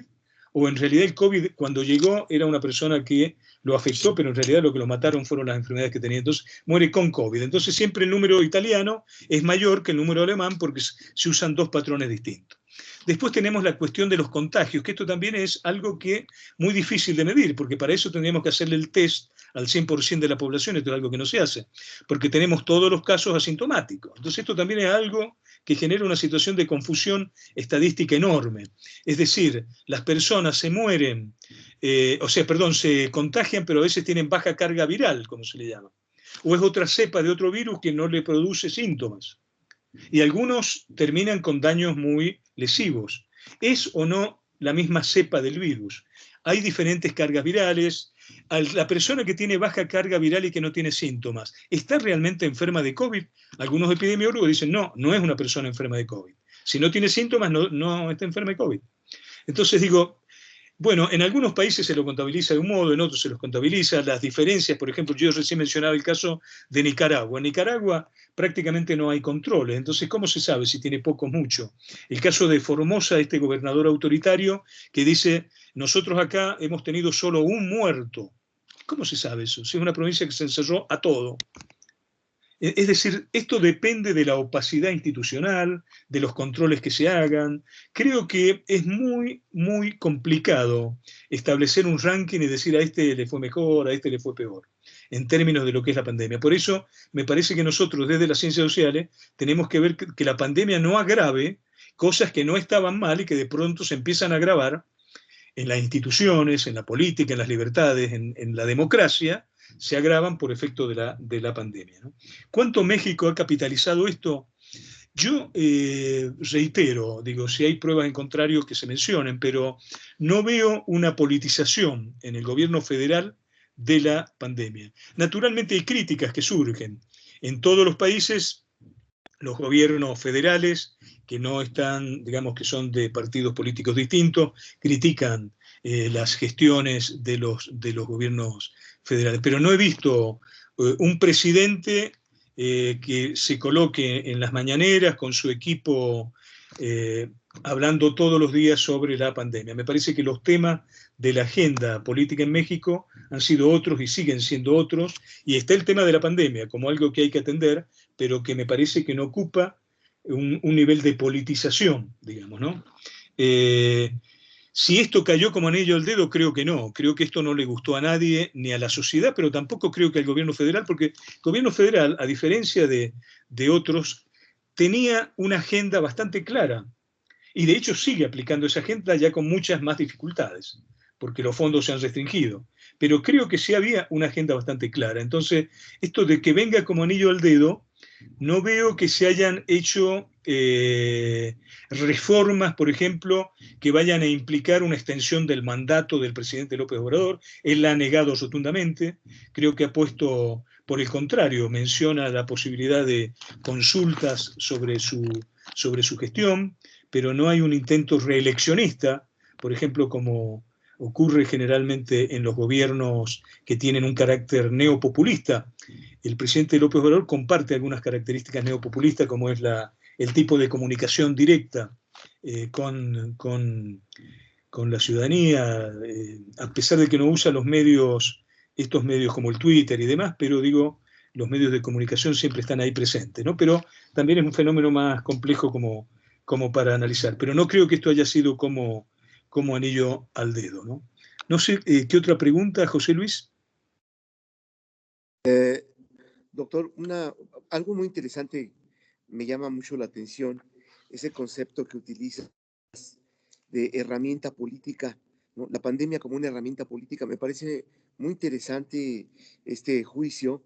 ¿Nos podrías hablar un poco más? Creo que es una aportación que haces interesante, porque eso me permite de alguna otra manera algunas otras preguntas que están, por ejemplo, en términos de el actuar del gobierno federal ante los diferentes niveles del comportamiento en los gobiernos estatales. Tú hablabas hace un momento sobre la importancia de mantener el federalismo y el equilibrio. Me parece que es un poco esto. Y sobre todo subrayar esta idea de la herramienta como una herramienta política, ¿no? Entre la diferencia de cómo la utilizan unos gobiernos y otros, ¿no? Eso es muy importante. Creo que valdría la pena, si estás de acuerdo, que nos puntualizaras unas cuantas palabras más, y a partir de eso, pues que nos dieras tú una conclusión de lo que tú piensas en realidad que pudiera ser un futuro a mediano plazo de instituciones tan importantes como la familia, la escuela, el sector salud, que desde luego son los que se han visto directamente involucrados y afectados, ¿no? Particularmente una institución como la familia, que hoy es nuestro tema. Lo has tocado, el problema de la violencia al interior que se ha desencadenado, ¿no? Los efectos de vulnerabilidad como el resultado de la falta de acceso a la salud, a la educación, etcétera, etcétera. Me parece que son instituciones claves que, si bien es cierto, son contenedores, poco se habla de ellas, pero son esenciales en ese sentido, ¿no? Sí, de acuerdo, José Luis. Creo que has tocado elementos que son bastante fuertes. Yo digo que es una herramienta política porque que puede convertirse en una herramienta política, porque en la pandemia hay algo que predomina, que es el miedo. Y los gobiernos pueden contribuir a acentuar este miedo, a hacer que los ciudadanos sientan que deben protegerse de los ciudadanos, que el gobierno es alguien que los protege más allá del tema de la salud, o sea, empieza a reinar lo que es el imperio de la seguridad. Entonces, si la seguridad reina, las libertades se debilitan. Cada vez que esto está en juego, la gente opta por la seguridad. Entonces, aquí hay un problema bastante fuerte. Si a la gente le dicen, mire, vamos a cancelar todas las libertades, pero es para que usted esté sano, la gente acepta. Y el problema es que a veces esto puede tener una relación con la pandemia y otras veces no depende de la pandemia, depende de manipulaciones políticas, depende de este desequilibrio que se puede generar con la oposición. O sea, uno de los elementos muy importantes es el juego de las oposiciones con el gobierno. Entonces, si yo pienso que como gobierno, pienso que toda crítica atenta contra la salud de la población, yo ahí en realidad estoy desautorizando y deslegitimando a la oposición. Y ese es un uso, eso es una manipulación que se está haciendo. Porque digo, el gobierno no es un médico. El gobierno es un actor plural que ha recibido un mandato por parte de la población y que tiene que tener autolimitación porque está encuadrado dentro de una constitución. Entonces, el punto de la autolimitación, creo que en los gobiernos que mejor han funcionado, es algo que ha existido. Es decir, no se pueden tocar las instituciones en un momento de emergencia, porque en cierto modo es una situación de deslealtad con la democracia, porque los ciudadanos no están con el 100% de toda su entereza y de toda su plenitud en sus derechos, sino que están disminuidos en términos de sus derechos. Entonces, creo que cualquier reforma institucional se tiene que hacer con los ciudadanos funcionando a pleno. Y esto se post-pandemia. Es decir, con las organizaciones, con las instituciones, con la vitalidad de la sociedad. Entonces, creo que este es un elemento súper importante. O sea, la discrecionalidad decisoria creo que se tiene que enfocar fundamentalmente en cuestiones que tienen que ver con lo social y en cuestiones que tienen que ver en donde se incluye la salud y en donde se incluyen apoyos y en donde se incluye la recuperación o el mejor funcionamiento del Estado. Y todo lo otro se tiene que tratar de hacer de modo coordinado, no tomando esto como una herramienta para debilitar a la oposición o que la oposición lo toma como herramienta para debilitar a su electorado en las distintas provincias. Porque realmente quienes han ganado poder han sido los gobiernos. Quienes ganan centralidad total. Fíjense ustedes que cuando ha estado la pandemia, lo único que existe es el presidente prácticamente. Entonces, el presidente tiene que tener una gran capacidad de autolimitación, de reconocimiento de las instituciones y de reconocimiento de los distintos actores. Esto creo que es una condición clave, que no se afecte los equilibrios y la convivencia. Y sobre el otro aspecto, digamos, como conclusión respecto de la familia, creo que cuando nosotros pensamos en una situación de emergencia y en familia, lo que ha quedado en claro es que una vez más se pone de manifiesto es la diferencia de los distintos tipos de familias. Hoy, digamos, tenemos las familias ensambladas, en donde conviven hijos de distintas parejas y que conviven con una nueva pareja, digamos, ¿no? Está la mujer o el hombre conviviendo con hijos e hijas, ¿no? Entonces, las familias hoy tienen distinto formato.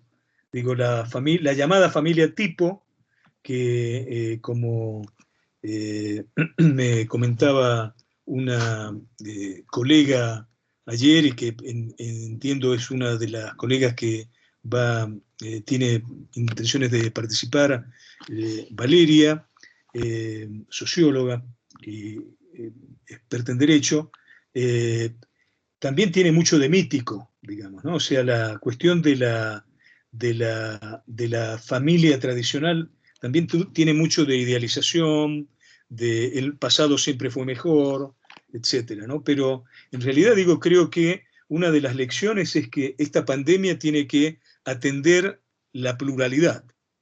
Es decir, cómo hace una familia o los distintos tipos de familias. Si es una familia de muchas personas y que tienen una sola computadora, ¿cómo hacen para enfrentar un proceso como el educativo?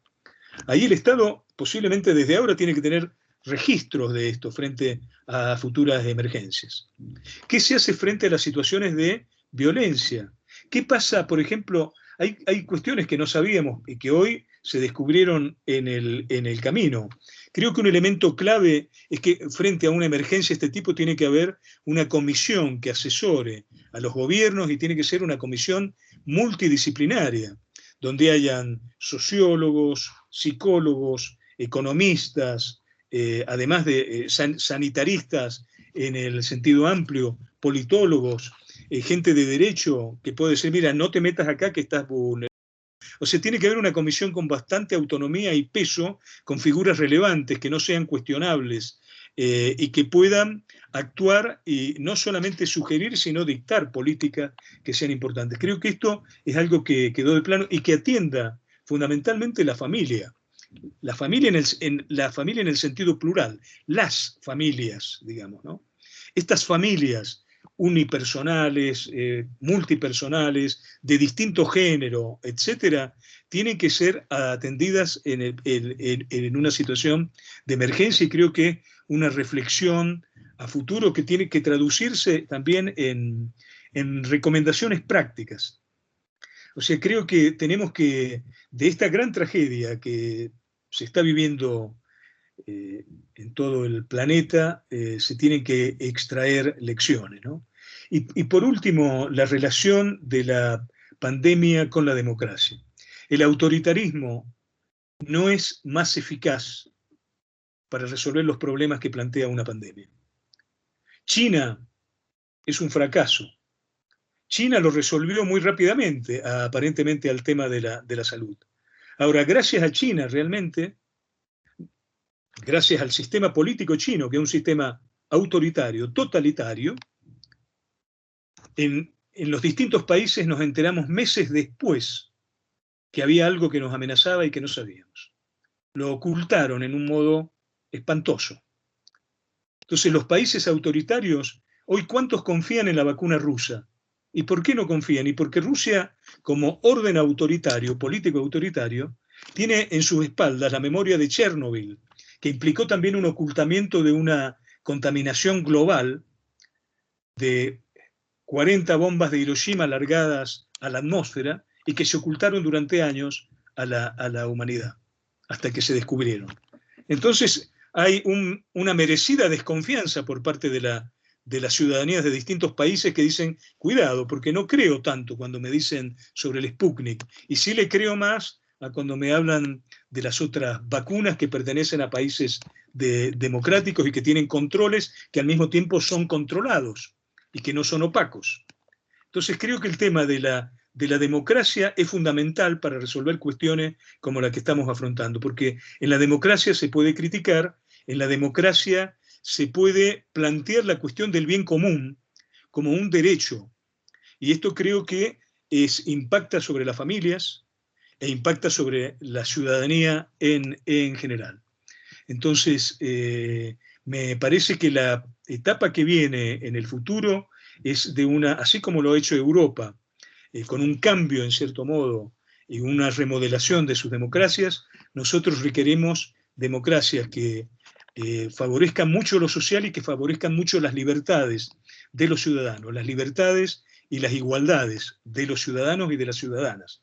Entonces, los desafíos son grandes, sabemos que el futuro que viene es muy difícil y que un mundo futuro como el que se nos presenta, con superpoblación, con problemas ambientales y demás, requiere de la tolerancia, del reconocimiento de todos nosotros, de los distintos modelos, de las distintas alternativas de vida, y también de la empatía y de la sensibilidad, y al mismo tiempo de de tener estados con mucho vigor y al mismo tiempo con mucha autolimitación respecto de las libertades de todos y todas.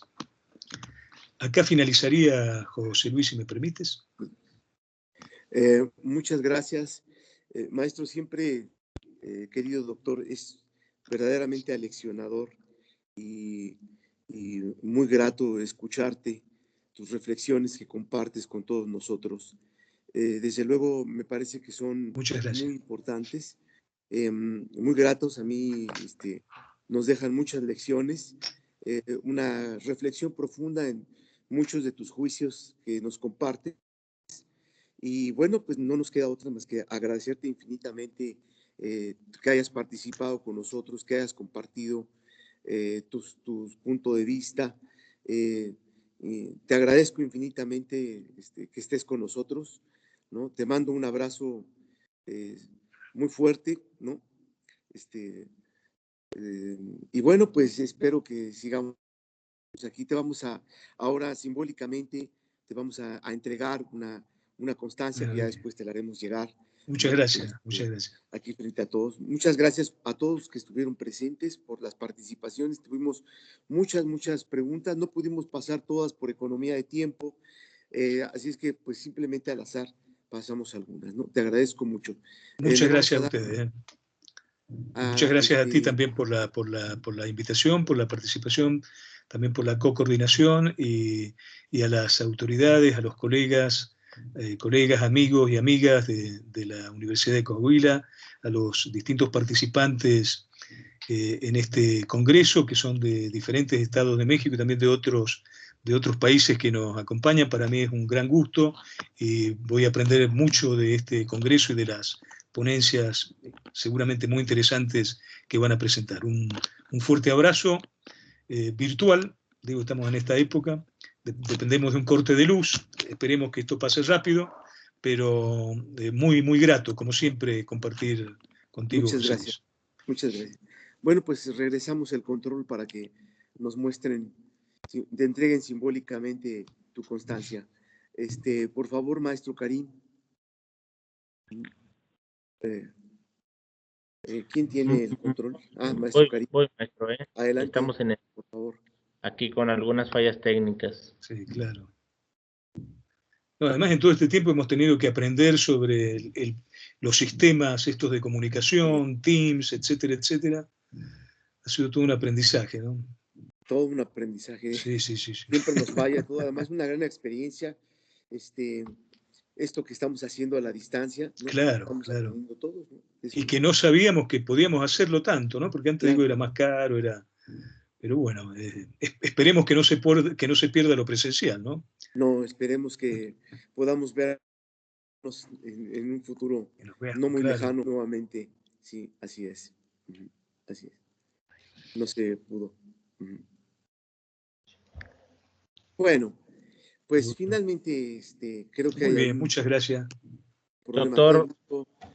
Reitero mi agradecimiento. Siempre es un placer escucharte. Siempre nos dices cosas muy interesantes, ¿no? Compartes todo lo que tienes. Y bueno, pues te mando un fuerte abrazo. Un fuerte abrazo y muchas gracias. Y les pido a todos, por favor, que estén atentos al filo de las 4 de la tarde. Tenemos la siguiente conferencia y están en el URL todos los ya está, Karim, ¿verdad? ¿Ya está listo? Una enorme disculpa porque tuvimos aquí una falla técnica ahí con la constancia, pero posteriormente se la haremos llegar por vía electrónica, correo electrónico. Perfecto, muchas gracias. Se nos dificultó, ya ve, por todo este problema de la tecnología, seguro, se nos dificultó subirla. Pero ahí le mando una enorme disculpa y muchas gracias por su cátedra. Un gusto, Karim. Un saludo afectuoso. Fuerte abrazo. Ok, pues muchas gracias. Un abrazo. Entonces, al filo de las 6 de la tarde tenemos la siguiente conferencia magistral, Orden Existencial de la Familia, que estará a cargo del doctor José Luis Mayorga de la Universidad de Uniminuto, Colombia, a las 4 de la tarde. a las 4 de la tarde, ahí nos vemos todos. Y en el URL ya están disponibles todas las ponencias que corresponden a estas mesas. Y les agradezco mucho. Tengan un bonito día y cuídense mucho, por favor. Gracias. Nuevamente te agradezco mucho, Juan. Querido doctor, un abrazo muy fuerte. Hasta luego. Gracias.